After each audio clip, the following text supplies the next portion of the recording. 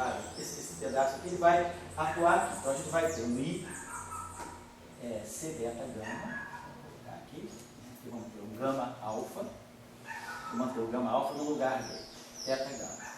A gente não sabe ainda o que é esse gama alfa, né? Isso aqui eu não vou passar, eu não posso dizer que ele ficou múltiplo isso aqui, vou deixar ele no lugar dele. Depois nós vamos ter esse termo aqui, mais, né, gama alfa,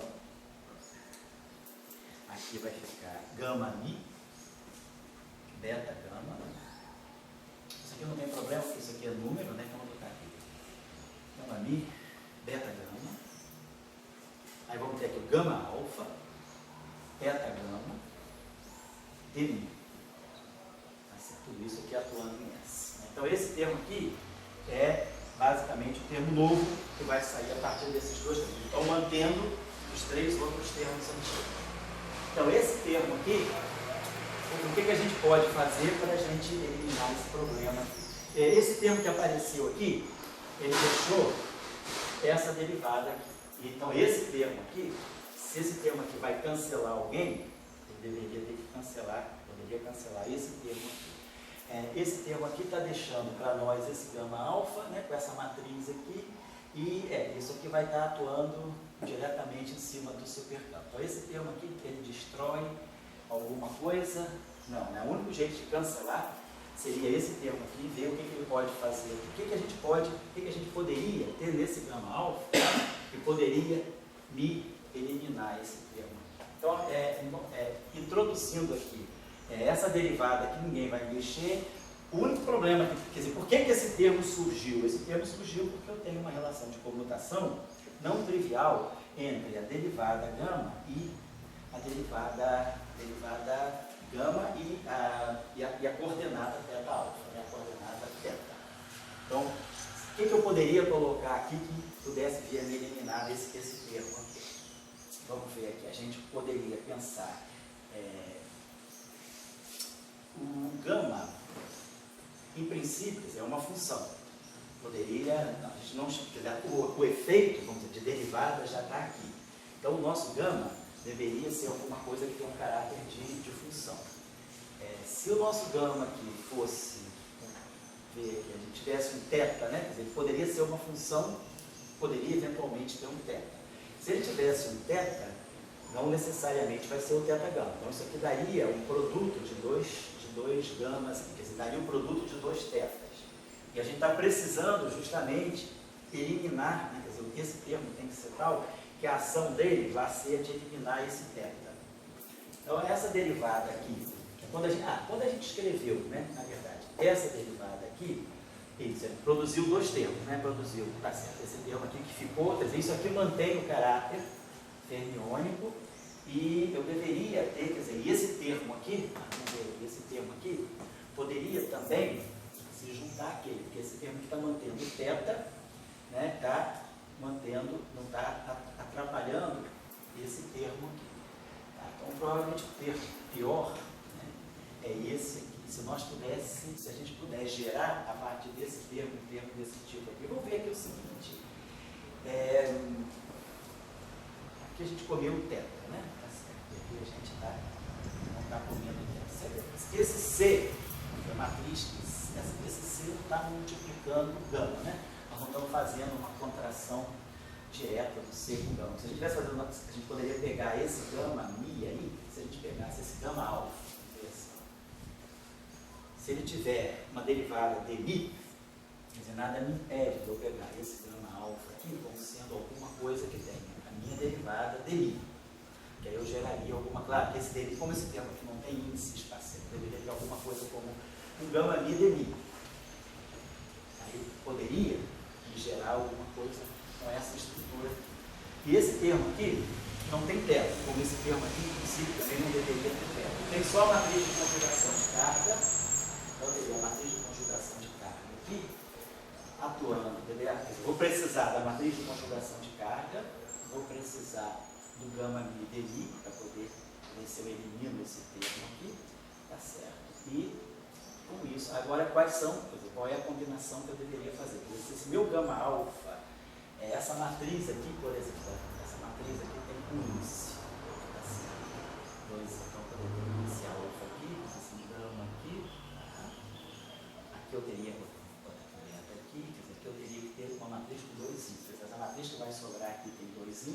vezes eu tenho essa minha matriz. Quer dizer, o gama alfa, no final do dia, tem que se comportar como um espinor. Isso aqui tem um índice só. Então, eu teria que formar um espinor a partir dessa combinação aqui. Tá certo? Isso. Se nós colocarmos aqui, tá certo? Esse termo aqui é crucial, porque a gente não gostaria de fazer esse termo aqui. Esse termo aqui foi o termo que fez para nós. Esse termo aqui está fazendo caráter. Espera um instantinho só, pessoal, só dar uma olhadinha. Esse termo aqui é anticomutor. Esse termo aqui deu duas contribuições. Deu essa contribuição. Ah, peraí, eu estou esquecendo aqui uma outra coisinha, eu acho, certo? E quando a gente atuou com esse termo aqui, tá certo. Essa derivada, tá certo. Essa derivada aqui atuou diretamente nesse produto aqui, tá certo? E essa derivada aqui se desmembrou em dois, tá vendo? Tá certinho aqui. Aqui eu tenho beta gama de gama, aqui eu tenho beta alfa de alfa, tá certo? Então isso aqui está dando, então esse terminho aqui está dando para mim, ó, gama, esse beta gama de gama está dando o que nós precisamos, né? Aqui a gente tem beta alfa, isso aqui vai dar, esse é um pedacinho que vai dar o que alfa. Que alfa, tá? E esse pedacinho aqui,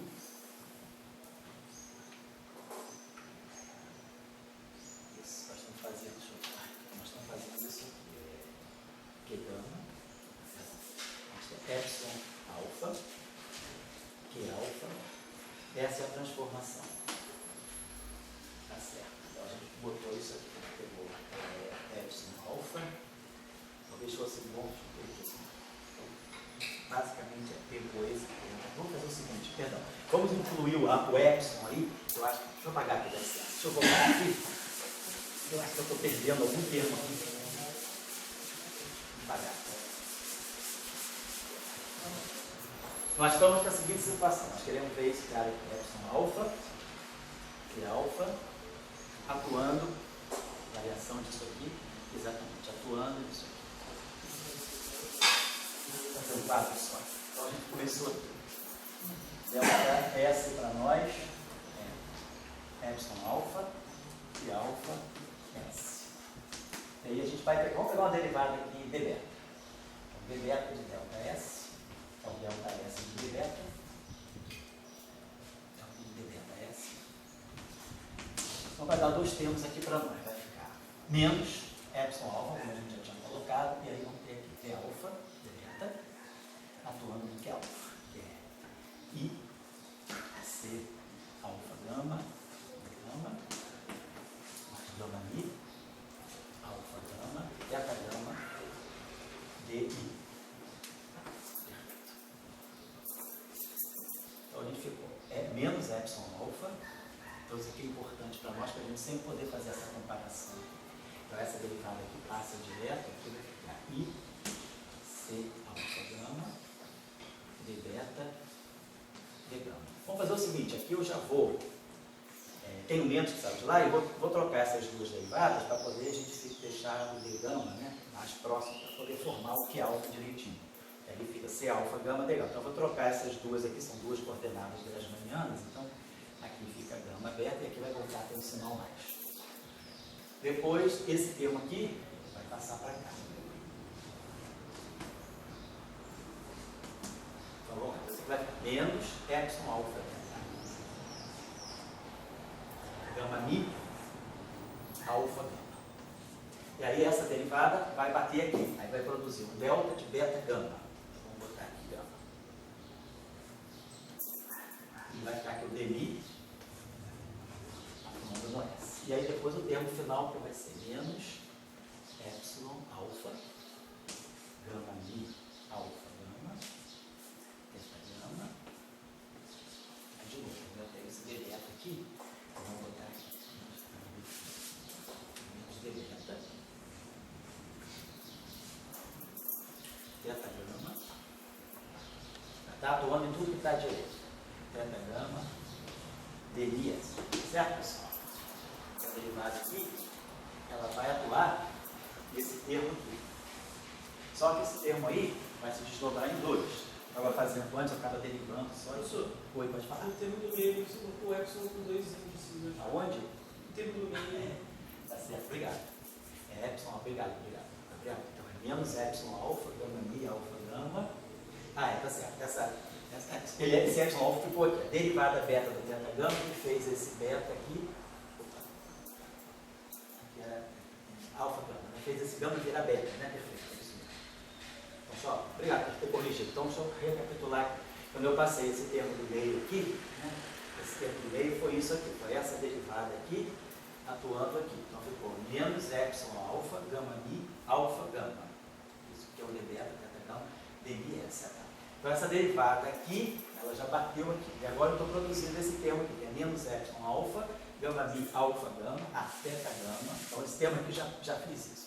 Essa derivada já absorveu esse teta e ficou batendo no s, tá certo? E aí agora é essa derivada passando direto pelo teta. Então, vai ter o sinal menos daqui, menos epsilon alfa, gama mi, alfa, gama. Aí vamos ter o teta gama, mas aí vai ficar mais, porque eu vou estar trazendo essa derivada para atuar diretamente aqui. Então, d mi, d beta. Tá certo? Então, não perdi termo nenhum, tá certo? Fica a derivada do primeiro, dois termos que saem da derivada do segundo. Tá, tudo tem que ter índice beta no final do dia. Então, aqui tem alfa, gama, beta, alfa, alfa, mi, beta, alfa, alfa, gama, gama, mi, beta. Tá legal? Então, esse termo aqui está dentro do procedimento padrão.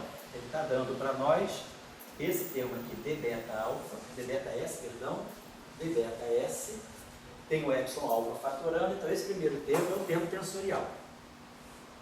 É o termo epsilon alfa e alfa s. Esse é o termo perfeito, né? Não tem nada a fazer, porque eu juntei esse cara aqui e ganhei exatamente o gerador. Alfa, tá certo? Deixa eu apagar esse termo aqui. D beta S, né? Oi? D beta S, né? D beta S.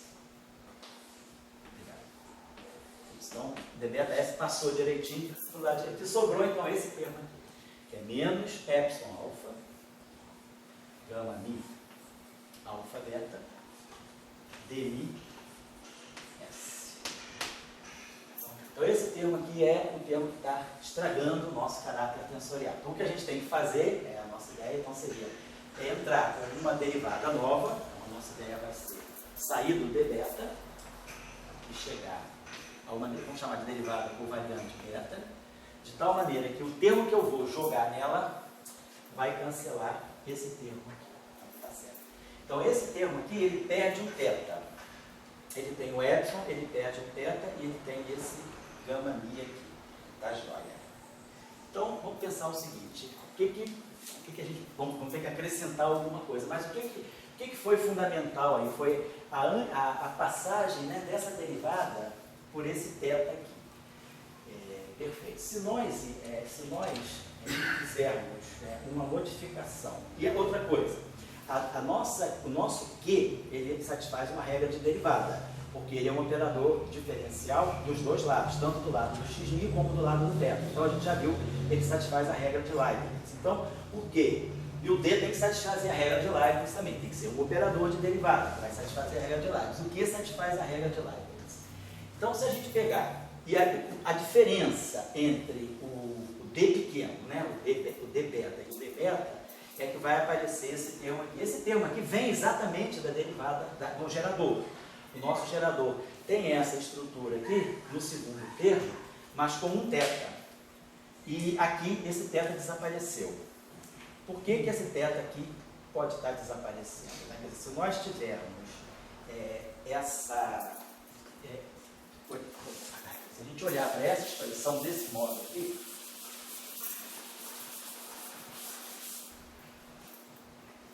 ΔS, nós tínhamos escrito assim, I comutador, botamos assim, I epsilon alfa, comutador de Q alfa com o S. A gente tinha essa relação aqui, comutador de Q alfa com S.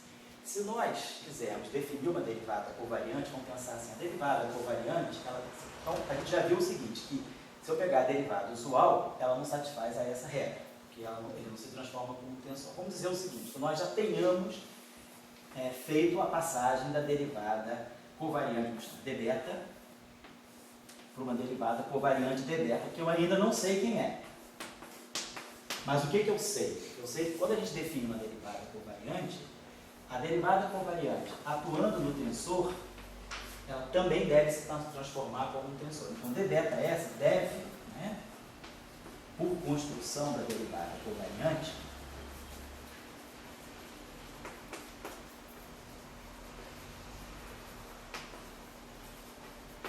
se comportar. Estou fazendo isso para a gente não ficar na tentativa como um tensor. É o procedimento usual que a gente faz. Quando a gente impõe, por exemplo, lá no Yang-Mills, a gente coloca a derivada covariante, a gente define justamente a derivada covariante do campo, né, para que ela se transforme exatamente como o campo se transforma. E a partir da transformação do campo e da própria derivada que a gente impõe, que ela também seja um tensor do grupo de Gauge, a gente tira a transformação da conexão, tira a transformação do campo de Yang-Mills. Então a gente está dizendo, eu não sei quem é a derivada covariante, não sei quem é a derivada covariante, mas eu vou introduzir e vou impor que ela se transforme desse modo aqui. Então, se ela é uma, deixa eu apagar isso aqui. Então, isso aqui eu vou deixar aqui porque eu posso precisar. Vou voltar para cá para cima. Então, o que eu estou querendo é o seguinte, que a variação de d beta, que eu não sei quem é essa, se transforme desse modo aqui. I epsilon alfa, que é alfa, anticomutador do d beta S. Que computador, tá certo? Então vamos ver aqui, se a gente olhar para esse lado aqui, vamos escrever aquela relação do lado direito assim. Então estou impondo isso aqui, tá? Então, só para reafirmar. Nós estamos impondo que a derivada covariante tem que ser tal que a derivada covariante do tensor seja um tensor, ou seja, a derivada covariante do supercampo seja um supercampo. Não precisamos fazer isso na derivada espacial por quê? Porque a derivada espacial automaticamente comuta com esses dois caras aqui. Isso aqui é escrito assim, I epsilon alfa, que é alfa d beta S, menos I epsilon alfa d beta S, que é alfa. Vou colocar assim, então, aqui é o computador desse cara, d beta S aqui, que é alfa. Então, a gente vai ter...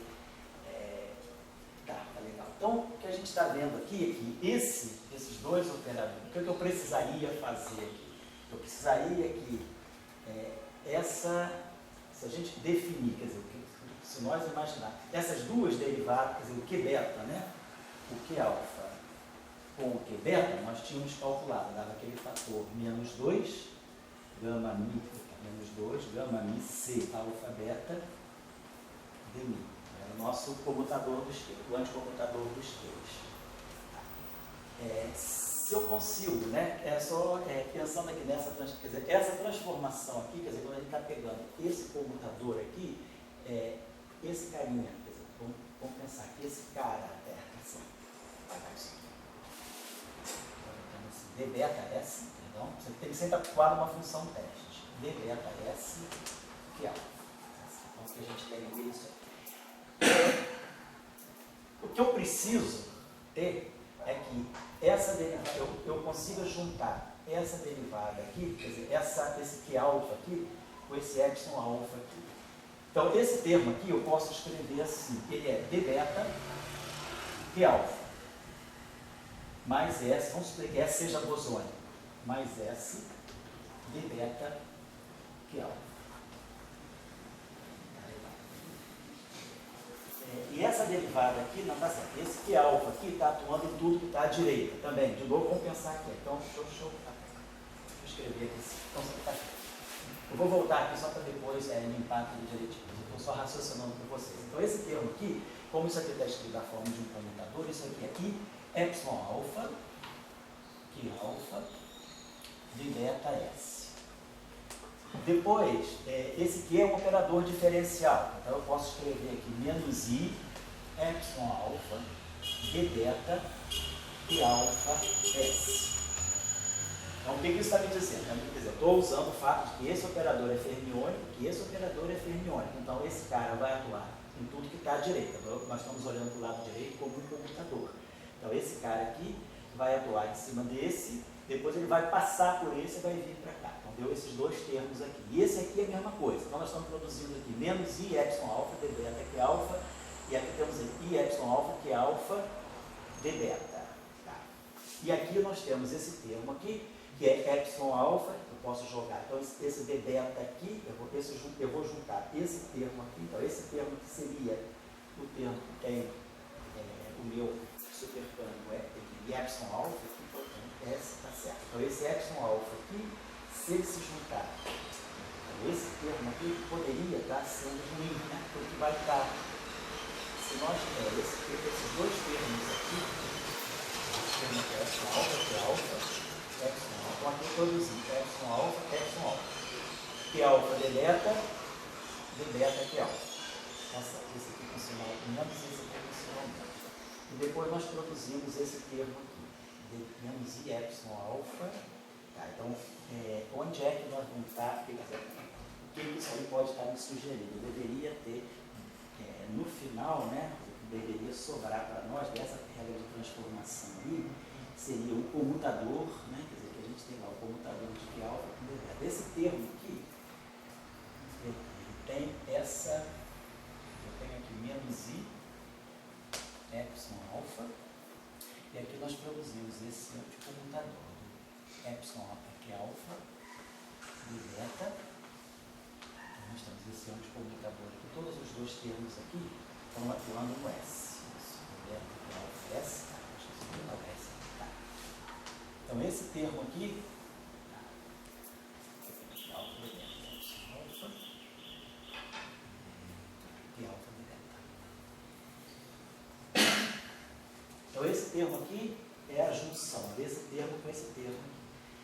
E esses dois termos aqui que sobram, quer dizer, esse termo aqui tem a transformação do meu supercampo, que é alfa S, e aqui eu tenho esse termo aqui, tá certo, esse termo aqui, esse que é alfa, está atuando em nada, né? Porque o S, né, vamos dizer, esse carinha que atua nesse, d beta, que é alfa. S d beta que é alfa. Então esse cara aqui está atuando em nada, está atuando na identidade. Então esse termo, como são operadores diferenciais, dá zero. Sobra para nós esse termo aqui.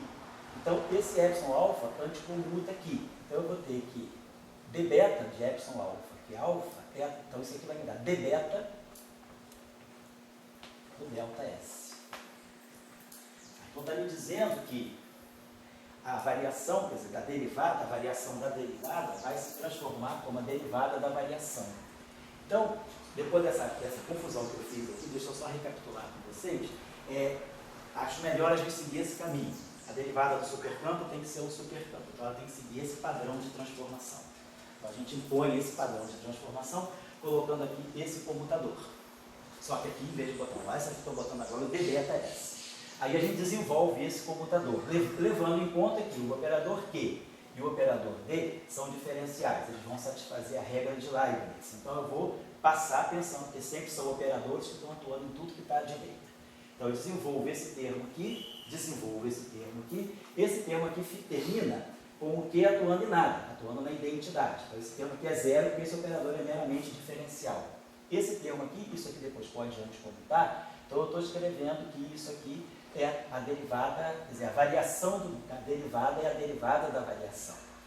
Então, isso aqui me dá o caráter tensorial do campo, e esse termo aqui, então, eu deveria impor que seria zero, porque esse termo aqui, na verdade, deve ser o termo que está gerando aquele termo. Então, vamos ver se a gente pode fazer a seguinte, a partir disso, a gente tira a seguinte ideia, o seguinte tipo. Nós colocamos, quer dizer, a gente precisa construir um operador de beta que anticomute com o gerador real. Nossa ideia vai ser essa aqui, quer dizer, essa é uma proposta, derivada por variante, é alguma coisa que a gente define para fazer um trabalho para nós. Então, o que a gente está propondo aqui é que se, quer dizer, a partir desse desenvolvimento aqui, eu vi que a condição boa seria definir uma derivada covariante que anticomute com Q alfa. A derivada covariante tem que ser um operador que satisfaz a regra de Leibniz. O Q alfa já satisfaz uma regra de Leibniz. Então a gente está impondo essa condição aqui deve, quer dizer, essa condição que garante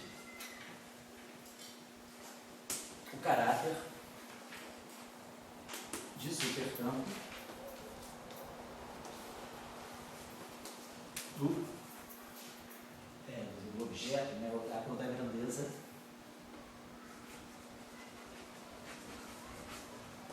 de delta S. Então a gente está dizendo isso. Se eu quiser derivar, uma boa sugestão seria pegar essa derivada com essa anticommutação. Só finalizando aqui, então, vou botar a nossa expressão aqui. Acho que esse caminho aqui ficou meio na tentativa e erro. Acho que aquele caminho ali é mais sistemático, de acordo com o que a gente faz em teoria de rede. Então a gente está conseguindo calcular aqui a nossa expressão, que é alfa.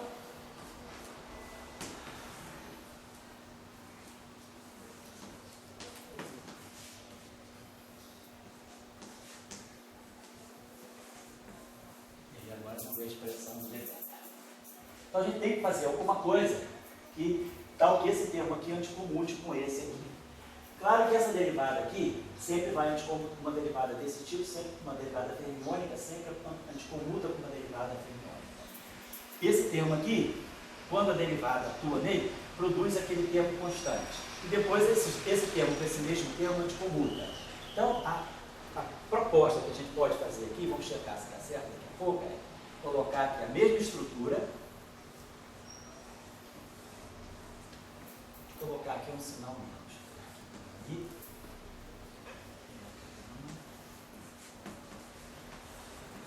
Mas a pergunta é: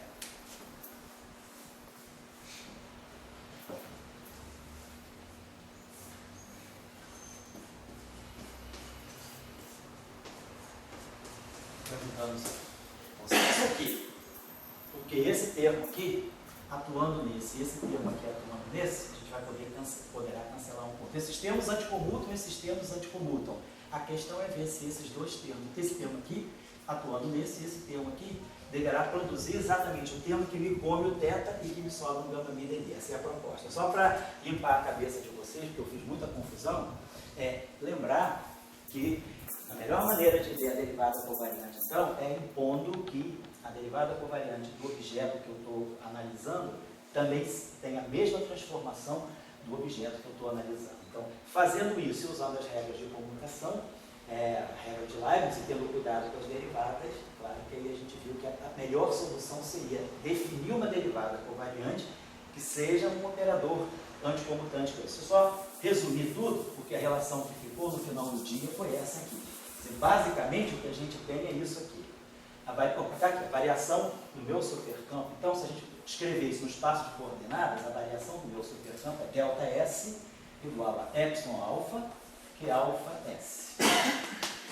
Se eu agora aplico a derivada de beta do ΔS, isso aqui vai ficar d beta epsilon alfa Q alfa S.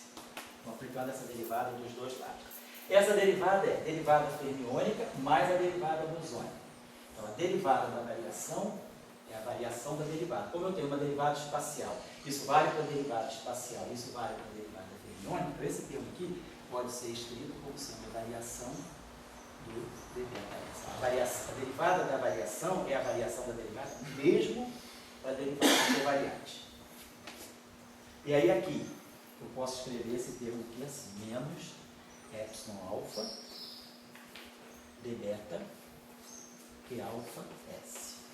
Aí agora, se a gente fizer o que nós estamos dizendo, se eu definir essa derivada, se nós acharmos uma expressão para essa derivada que anticomute com esse cara, isso aqui volta a ser epsilon alfa que alfa d beta S. E isso aqui é o nosso delta. Então, isso aqui é o nosso delta de d beta S.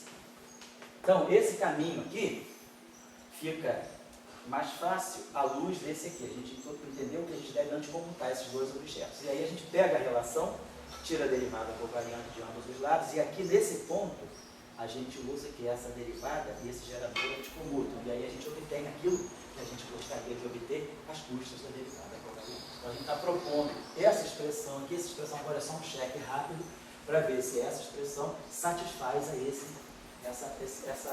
essa imposição que nós estamos colocando, certo? Então, show, deixa eu passar, depois a gente vai. Então, é meio-dia, dá um intervalinho até meio-dia e 10 e a gente vai até 1h, certo?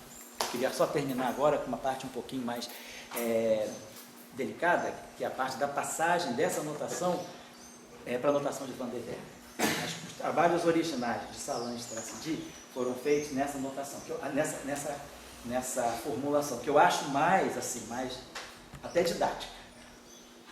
Depois, porque quando você passa para o Van der Waals, tem uma porção de coisas que são propriedades de representação. E aí, quem está menos avisado, acaba confundindo a propriedade da representação com a estrutura da supersimetria. Então, essa reformulação ela é mais limpa, ela é independente de representação. E isso é melhor. Em qualquer espaço-tempo, eu posso usar isso. Se eu tenho uma coisa que é dependente da representação, quando eu mudo de dimensão, a álgebra espinorial mudando, a categoria de espinores mudando, eu posso não ter a mesma facilidade. É por isso que eu estou fazendo a coisa nessa formulação, que é um pouco superabundante, mas que em 4 dimensões a gente vai poder simplificar. Mas eu quero simplificar depois da gente ver a estrutura geral. Bom, essa que é a ideia. Daí, 15 minutinhos, 10 minutos, 15 a gente volta, tá bom?